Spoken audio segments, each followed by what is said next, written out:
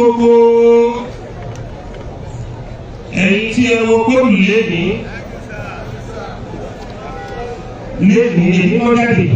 èmi lọ jáde tí ẹ jáde góòlù lẹ́ni in the history of ọdún Ifá àwọn òwúrẹ́gbọ́ àti ní àwọn tó tẹ̀fá tó ìrí 130 people 130 people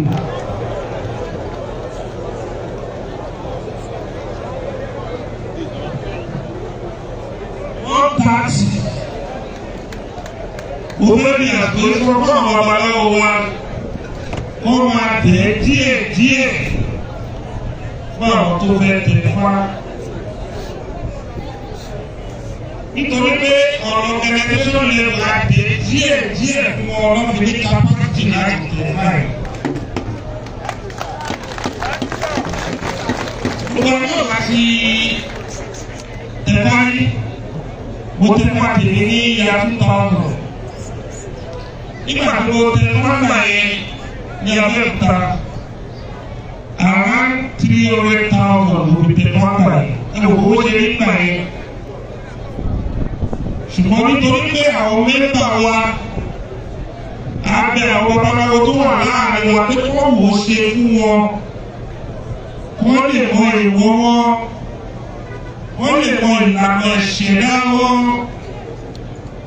Wọ́n lè mọ oúnjẹ tí wọ́n máa jẹ, wọ́n lè mọ aṣọ tí wọ́n máa wọ̀, wọ́n lè mọ àwọn ọmọ tó bí ọmọ bàbá ńlá wọn kú, wọ́n lè mọ ẹ̀yìn tí ìyàwó wọn jẹ́, wọ́n lè mọ àwọn ọ̀rẹ́ tó ní wọn ká, àwọn àṣírí tó lọ jáde tó máa tẹ̀ka yìí. Agágá ewọ́ ìgbọ́ tó jẹ. Ọ̀pọ̀lọpọ̀ èèyàn tí ò tí ì tẹ̀ka wọ́n sì mú fún ẹlẹ́gbẹ̀ẹ́ ìdẹ̀. Bẹ́ẹ̀ wọ́n lè fi fún ẹlẹ́gbẹ̀ẹ́ pọ́lì yẹ kò yẹ ládùúgbò ayé bó wọ́n ṣe ìbéèrè lọ kò lè dúró bó wọ́n ìbéèrè lọ kò lè dúró torí pé ẹlẹ́gbẹ̀ẹ́ kó parí wọlé ìwọ̀ tó fún jẹ. Mo kí n kó orí eléyìí o nǹkan tí ẹ̀rọ ṣe yìí ẹ ti ṣẹ́gun 50% lórí ayé yìí. Ẹni bá tẹ ifá tó bá tẹ̀lé ìmọ̀ tí bá bá sọ ó ti ní 50% ló wá kó wọ́n sọ̀rọ̀ yín láti máa da láti máa wú 50% ló kù yẹn sọ̀rọ̀ yín láti tẹ̀lé òwò tó máa jẹ má jẹ 50% ló kù wọ́n sọ̀rọ̀ yín àwọn ìkìlọ̀ kan fún yín nígbà tẹ ogójì tẹ̀lé. 50% ó kù sọ̀rọ̀ yín ẹlòmíì ní ọmọ tó bí ọmọ ẹ̀gbọ́n ni ajé ìdílé yẹn ọmọ ẹ̀gbọ́n ló lù jù wọ́n lè ṣe lù ajé lè kó wọlé òun wọlé ẹlòmíì ìyàwó ẹ̀ ní ajé tó lè fi ìyà jẹ ìyàwó yẹn tí òbí adé ẹlòmíì ọ̀rẹ́ ẹ̀ tó ní tó bá rìn. Tó ẹ kọ́ fún ọ̀pọ̀ tó bá ní tóbi tẹ́ kí lọ sí wájú ẹ̀ dé. Ẹlòmíì kò yẹ kó máa mutí ọtí ló fẹ́ràn jù. Ẹlòmíì kò yẹ kó jẹ adìyẹ ló fẹ́ràn jù. Ẹlòmíì kò yẹ kó jẹ màlúù ló lè fẹ́ràn jù. Oríṣiríṣi èèwọ̀ olùwàjáde pẹ̀lú àwọn babaláwo tó tẹ bá fún yín. Eléyìí ò sí ọ̀rọ̀ ẹ̀sìn. Ọ̀rọ̀ ìṣẹ̀dálẹ̀ wa lélẹ́yìn àti àṣà wa bí a ṣe bá láyé òun là ń ṣe àwọn ẹ̀dá ní wọ́n ní bá a ṣe bá láyé là ń ṣe pé kò lè wá so ọ̀tá bá láyé òun lè lè ẹni pé gbogbo àgbàlagbà Christian Muslim and traditional prayer ni torí ọ̀tá àṣẹ nígbà lè ó kọjá ọ̀rọ̀ religion. This is part of our tradition and culture. So ìkọ̀tà àwọn bàbá wa ṣe láyé àtijọ́ òun là ṣe ní agbára náà ìfọ̀yà á tù lára o. Á tù lára o. Ní kábàámọ̀ pẹ̀tẹ́ bá o. àsìkò tẹ́tẹ́ báyìí ọ̀nà yẹn ṣí ọ̀nà yẹn là ní ìlú rẹ̀ kíkì mọ́tẹ́lẹ̀ náà gbọ́ nígbà tí mo tẹ̀ wá mo ti sọ bí ẹ̀mẹ́ta ní ọdún báyìí bọ̀dọ̀ tí máa bọ̀ sọ ni pé ìkan tí mo fẹ́ràn jù láyé tí mo máa ń jẹ nígbà tí mo wọ gómìnà òun ni wọ́n sọ pé pé ẹlẹ́dàá mi kọ̀ ọ́. Èmi náà lè gbé ní tó tẹ báyìí ìlọsíwájú òde.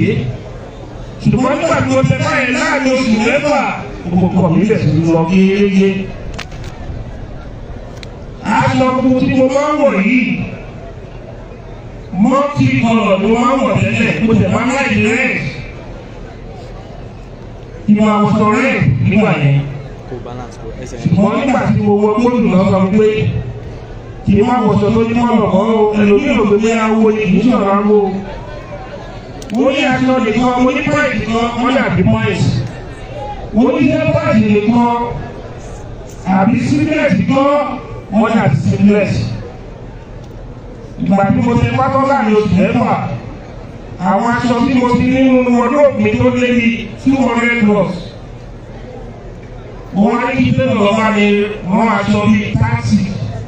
Ọjọ́ tí mo rọ́ 30 yẹn, wọ́n á kó gbogbo 200 yẹn sórí bákòní mi ní abúlé àdó. Mo ní ó ti gbàgbé ẹni tó bá fẹ́ ṣẹ̀ kó máa wá ń wo bí mo ṣe gbogbo àwọn tó bá ti ṣe ẹ̀wá pé tó máa wò yìí ni ìwà wọn ṣe mọ́. Ṣùgbọ́n mo rí pé ìgbà tí mo tẹ̀lé kan sí wá sọ fún mi, gbogbo kan mi lọ dáadáa. Àwọn akọrin kan ní OBC, a máa ní bìrè o, bìtàn bìrè o, bìtàn ògùn àgbà lẹ́wọ̀ bìrè. Mo ní bìrè.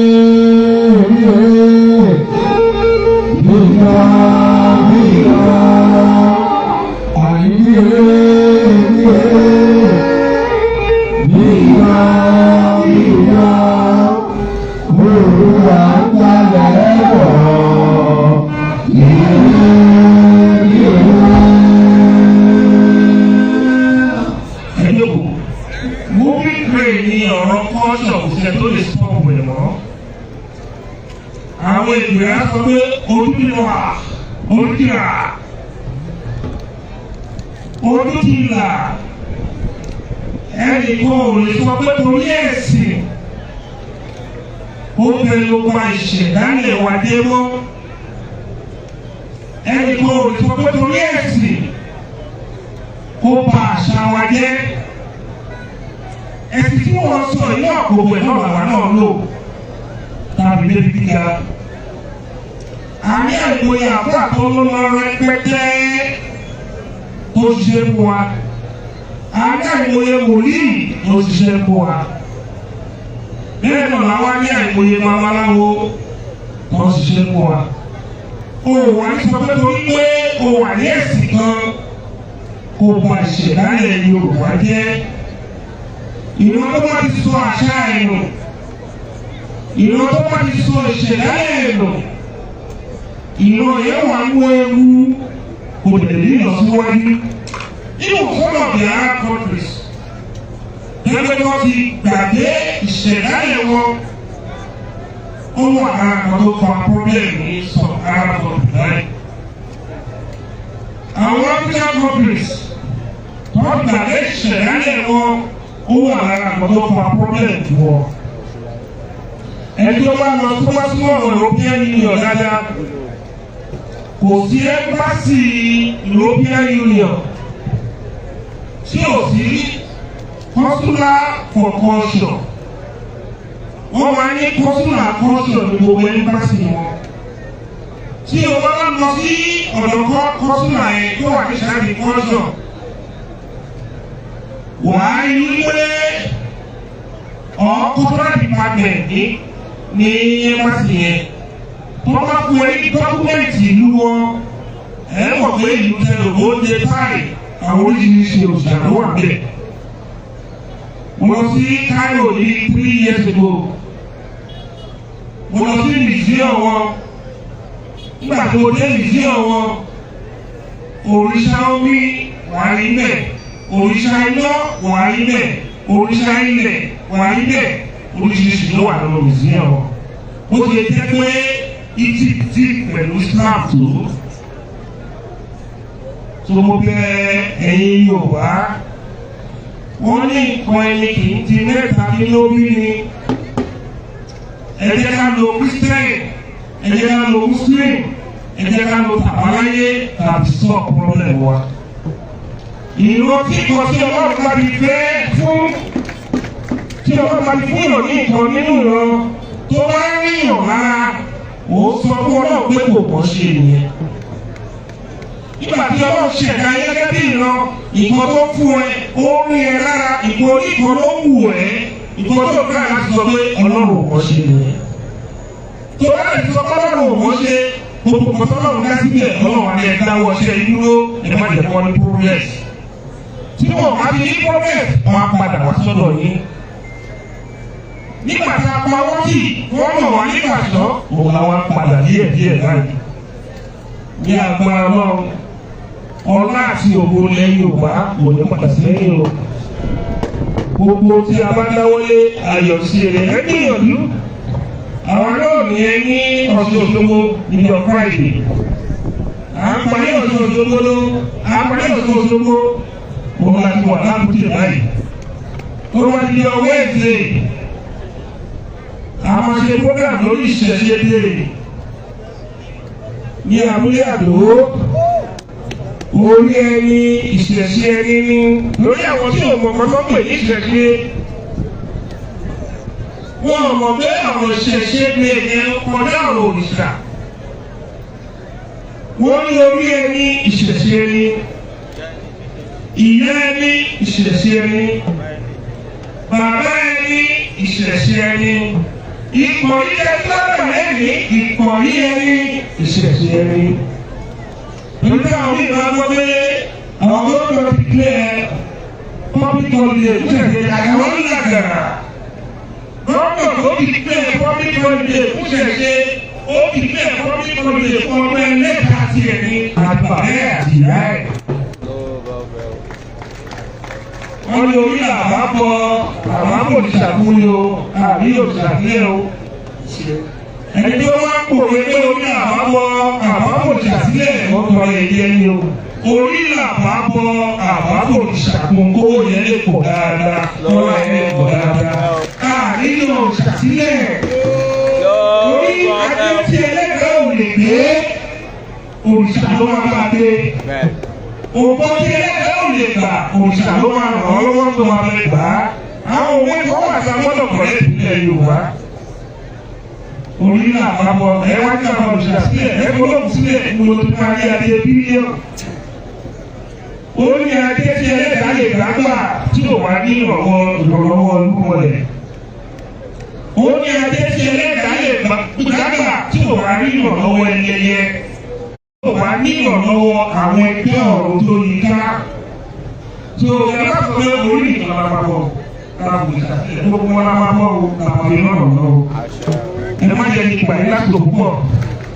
Ẹ jẹ́ ká àdàkọ ní òyìnbó nítorí àwọn ìmọ̀kàn tá a ṣe. Ìní ìwà náà wọ́n wá sáà ní Nàìjíríà tí ò gbọ́ Yorùbá dáadáa. Ṣùgbọ́n wọ́n bá ti rí fílọ́sọ́fì wa kúrò mọ́ta kọ àti ẹdíọ́lọ́jì wa. Tó bá ti rí àwọn náà máa kíwù láti máa ṣe nǹkan tá a ṣe máa wá kọ́ Yorùbá pẹ̀lú ẹ̀ ló bóyá.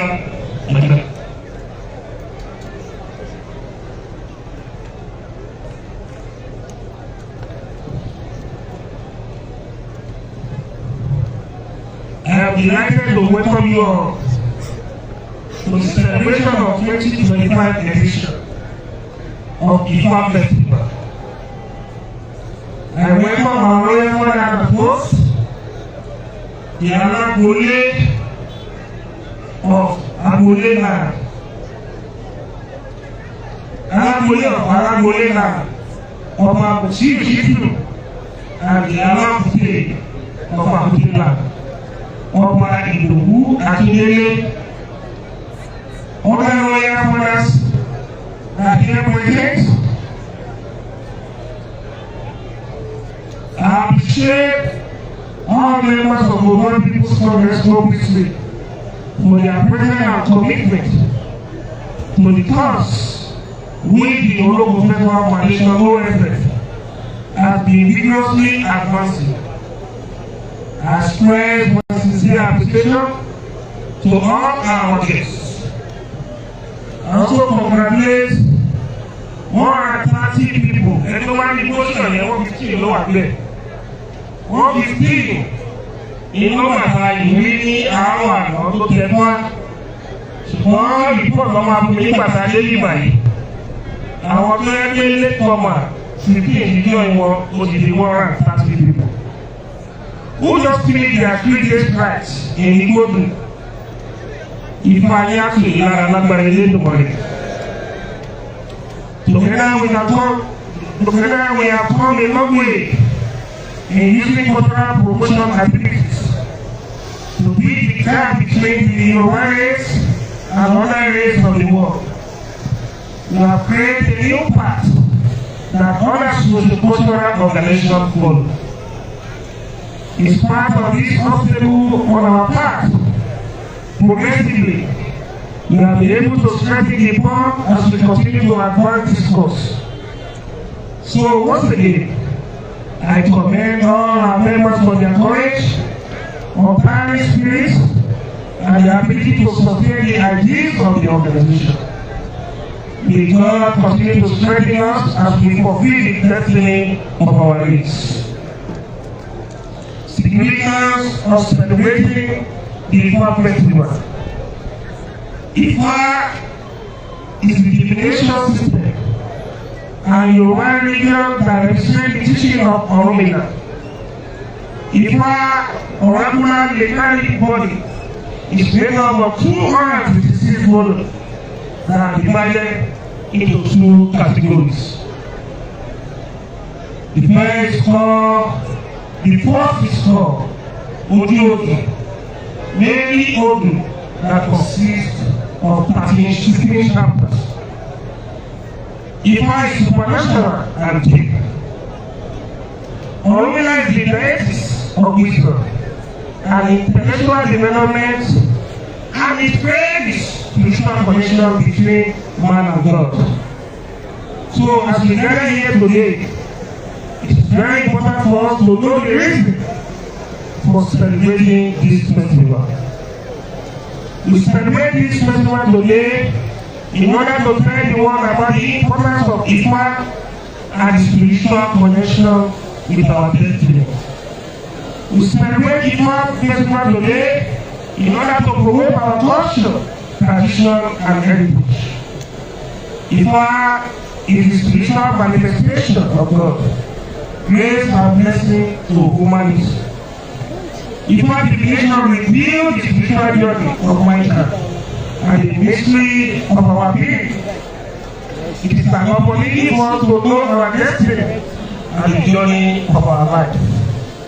By consulting Ifa divination, we can solve most of the problems of our life. By consulting Ifa divination, we can understand the essence of our being. By consulting Ifa divination, we can know more about the spiritual world and also achieve the best in life. In the past, Ifa was at the center of every consultation of mind. Our forefathers depend so much on Ifa divination to accept the spiritual world and fulfill life destiny. It is interesting to note that all that spiritual ability enjoyed by the people of Oz is still intact today. We study Ifa as the cornerstone of Yoruba culture. Today, we have all come together to honor the rich heritage and spiritual wisdom embodied in the Ifa tradition. The cornerstone of Yoruba culture, a vital claim in tapestry of the Nigerian diverse cultural landscape. The Ifa Festival is not only a time of emphasis and thanksgiving, but also an opportunity to reflect on the value, teachings, and guidance that Ifa offers to our communities and to the nation at large. As we celebrate today's festival, let us recognize that through the wisdom of our leaders, the deity of wisdom and knowledge, Ifa continues to inspire us to seek truth, justice, and harmony in our daily life. The festival serves as a reminder of the importance of cultural preservation and promotion. In a rapid change world, it is incumbent upon us to safeguard our tradition, pass them on the younger generation, and share their beauty and significance with the wider world. Similarity of Ifa as spiritual divination practiced in other tribes. For the benefit of religion illiterates who always condemn the Ifa divination as being diabolical, there are several similar religions and practices or deities which are used for spiritual consolation, prayer and guidance across the world. In China, most people practice combination Buddhism and Taoism. Through these two lines of worship, religion and spiritual consolation are done by individuals by consulting with religious figures, participating in spiritual practice for guidance and support, especially in times of difficulties and uncertainty. This consultation can include consulting the Buddhist monks, Taoist priests, and other spiritual leaders. In Israel, through Judaism, people consult rabbis for spiritual guidance. Religious questions are constantly. Rabbis are religious leaders and teachers who offer guidance on Jewish law, halakha, and tradition. In India, Hinduism is practiced as a form of spiritual conversation, which involves seeking guidance from a spiritual advisor or guru to navigate life challenge and pursue spiritual growth. It is a process of self-discovery, understand one purpose, aligning with the principle of dharma, righteousness, and karma. These guidance can encompass various aspects of life, including relationship, health, career, all built through spiritual lens. Astrology is another form of spiritual conversation, used to tell people about their time, about what might happen to them in the future, among other things. It is predominantly used in South Asia, especially India and in East Asia, particularly in the country influenced by Chinese culture. In India, astrology is deep embedded in daily life, influencing decisions related to marriage, career, and other significant events. In East Asia, the Chinese solar related astrological systems are widely recognized and used.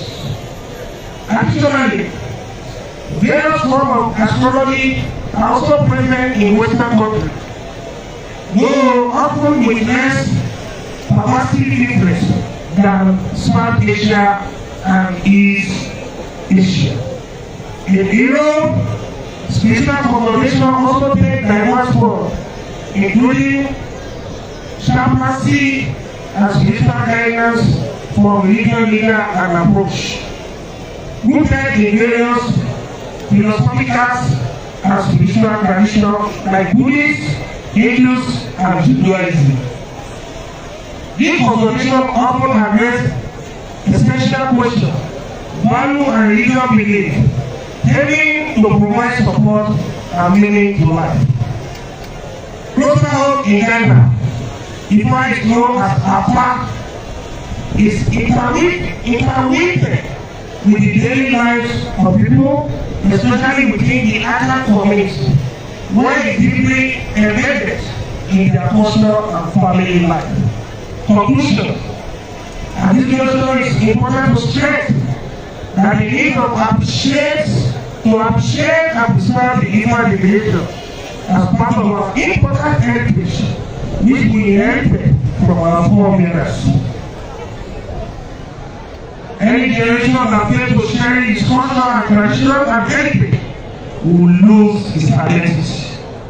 This time we must respect it here, and even the UNESCO has recognized Ifa divination on UNESCO World Heritage List as intangible cultural heritage of humanity. This model established its global importance. Of course, this model established its global importance.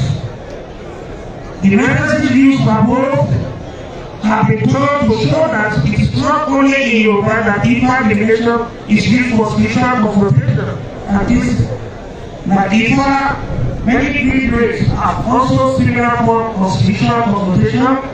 Ifa is not diabolical as referred by some religious illiterates.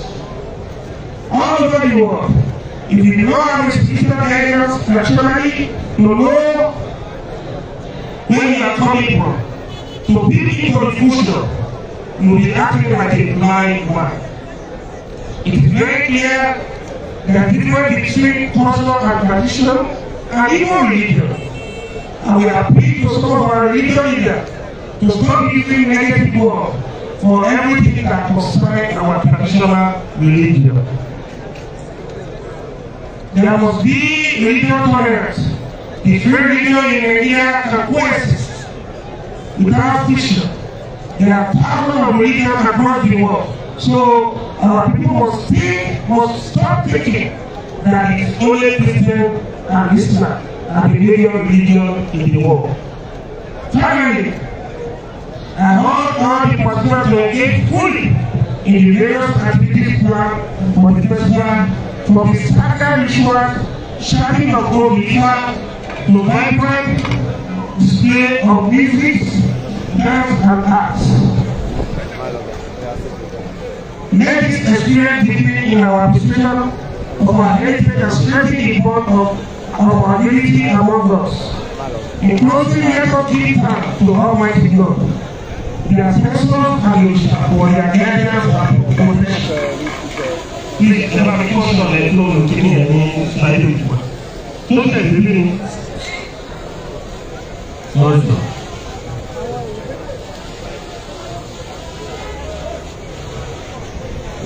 The Ifa Festival renew our spirit, enrich our communities, inspire us to live with the wisdom of knowledge and compassion. Thank you all for being part of this remarkable celebration. May the blessing of Ifa be upon us.